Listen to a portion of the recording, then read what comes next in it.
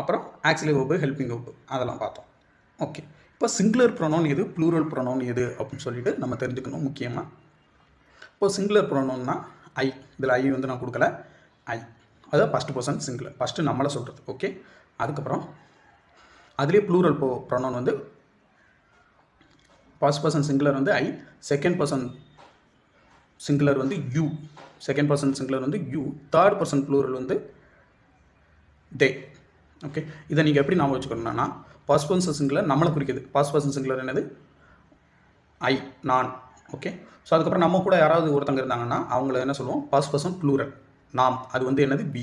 நான்ன்றது singular ஐ, பின்றது என்னது plural, அது என்னது நாம். இது வந்து ஃபர்ஸ்ட் பர்சன் சிங்குலர் ப்ளூரல். அதுக்கப்புறம் second person singular and plural, அது ரெண்டுமே என்ன சொல்லுவோம், யூன்னு சொல்லுவோம். யூ அப்படின்னா நீன்னு அர்த்தம்.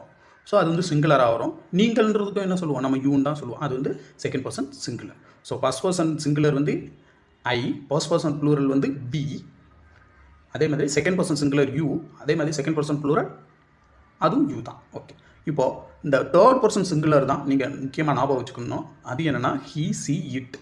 ஹீ, சி, இட், அதாவது அவன், அவள், அது அப்படின்னும்ல. மூணாவது ஒருத்தங்களை சொல்கிறது தான் என்னது ஹீ, சி, இட், அதுதான் தேர்ட் பர்சன் சிங்குலர். ஓகே, அதுவே ப்ளூரல் என்ன சொல்லுவோம், அவன், அவள், அது சொன்னோமா சிங்குலருக்கு, அவர்கள், அது வந்து என்னது தே. ஸோ இது வந்து ஞாபகம் வச்சுக்கோங்க. இந்த தேர்ட் பர்சன் சிங்குலரில் தான் இந்த வேர்ப் ஒன்று அது வந்து மாறும்.